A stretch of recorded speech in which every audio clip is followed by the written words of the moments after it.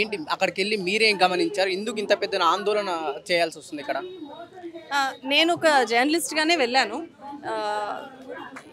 జనరల్గా నేను ఒక జర్నలిస్ట్గా ఎలా గ్రౌండ్ రిపోర్ట్ చేస్తానో అలా చేసిన గ్రౌండ్ రిపోర్టే. బట్ ఇంతకాలం చేసింది వేరు, ఇప్పుడు దీని ద్వారా చేసింది వేరు. ఎందుకంటే ఇంతకాలము డైరెక్ట్గా ఒక గొంతు ఉండే వాళ్ళ గురించి, ఒక సమస్యలో ఉండే వాళ్ళ గురించి మనం ఏదైనా చెప్తే మనం చెప్తాము, వాళ్ళు వాళ్ళ సమస్య చెప్తారు, మల్టిపుల్ పీపుల్కి చెప్తారు. కానీ ఇక్కడ జరిగింది అడవికి గొంతు లేదు.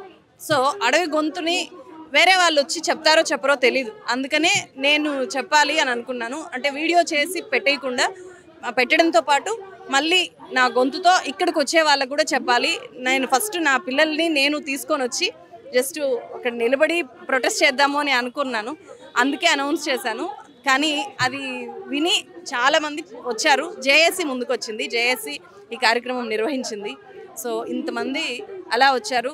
ఈ ప్రాసెస్ని ఆపగలిగితే అప్పుడు ఈ స్టెప్కి ఒక ప్రయోజనం వస్తుంది. సో దీంట్లో అన్ని రాజకీయ పార్టీల ప్రమేయము ఉంది.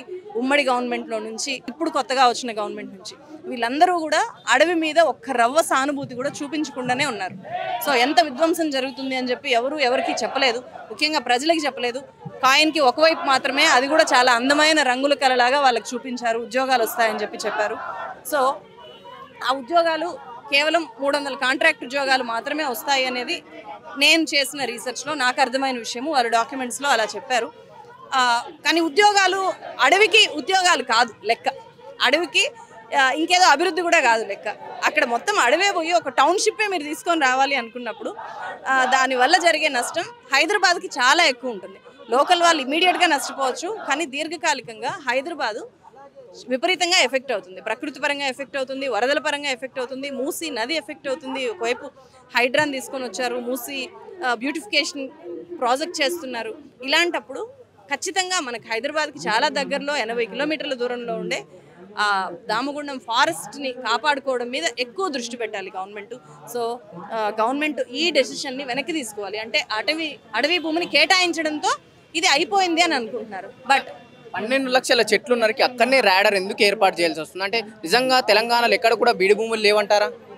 తెలంగాణలోనే కాదు, తెలంగాణలో మాత్రమే కాదు, చాలా చోట్ల దేశంలో వాళ్ళు ఐడెంటిఫై చేసినవి కూడా ఉన్నాయి. కేజీఎఫ్ గనుల్లో కూడా వాళ్ళకు కావాల్సిన, అంటే చాలా ఎత్తుగా ఉండే భూమి వాళ్ళకి కావాలి.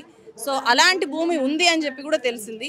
బట్ అక్కడ వ్యతిరేకత వచ్చిందో లేకపోతే ఇక్కడ హైదరాబాదు సిటీకి దగ్గరగా ఉందాము అని అనుకున్నారో నేవీ వాళ్ళు తెలియదు, కానీ హైదరాబాద్ని అయితే వాళ్ళు చూస్ చేసుకున్నారు.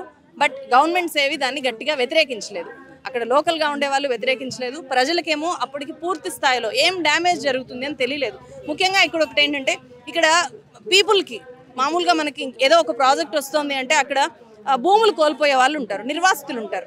మనకు మల్లన్న సాగర్లో కూడా చూసాము. అందరు ఎందుకు ఫైట్ చేశారు అంటే ఇమీడియట్గా ఇక్కడ భూములు పోతున్నాయి కాబట్టి. ఇక్కడ భూములు పోవు, ఆ భూములకు ఆనుకునే ఉన్న పెద్ద అడవి పోతుంది. భూములు మొత్తం జనం అందరివి పోవు.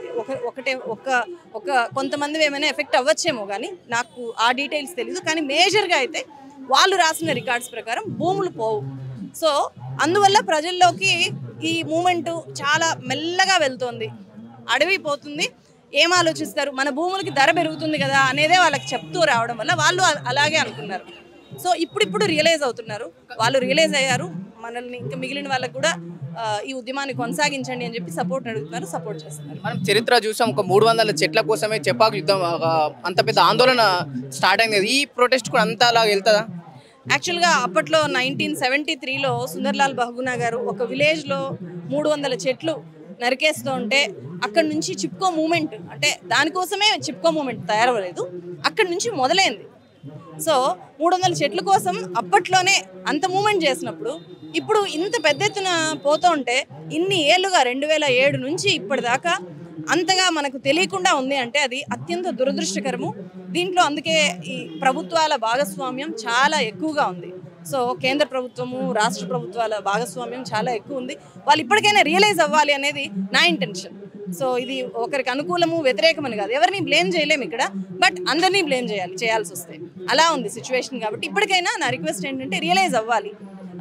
స్వామి లాంటి వాళ్ళు, జేఏసీ వాళ్ళు, వాళ్ళందరూ కోరుకునేది ఏంటంటే గవర్నమెంట్ ఇప్పటికీ రియలైజ్ అయ్యి ఈ ప్రాజెక్ట్ని కేటాయించిన భూముల్ని వెనక్కి తీసుకోవాలి.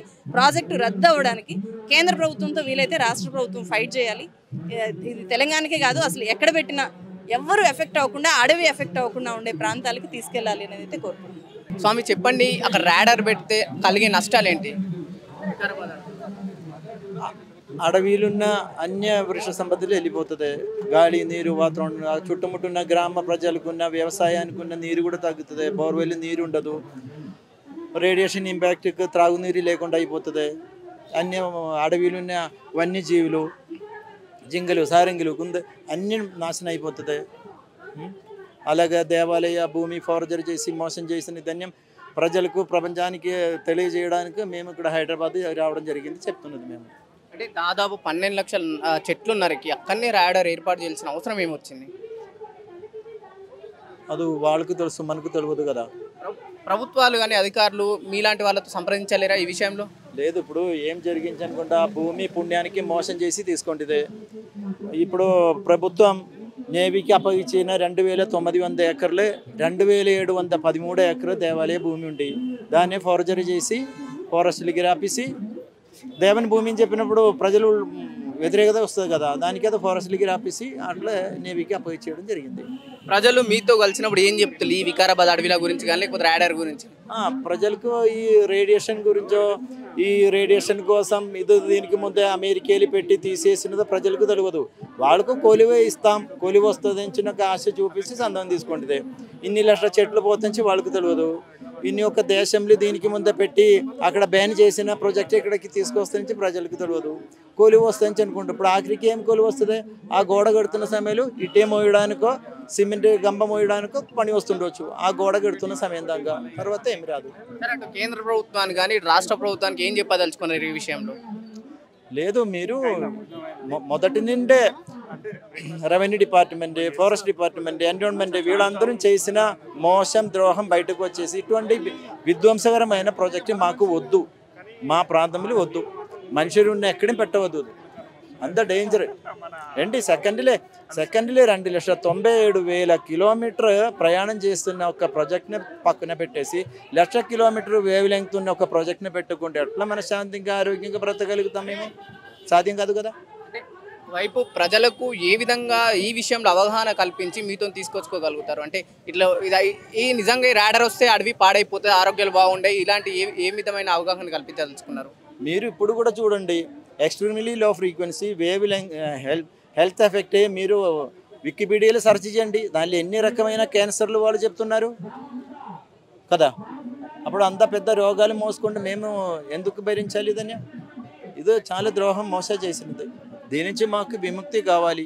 వీడు వచ్చిన అధికారులు నిజం చెప్పలేరు, అన్నీ మోసం చేసి అబద్ధాలు చెప్పుకుంటే సంతకం తీసుకుంటుంది.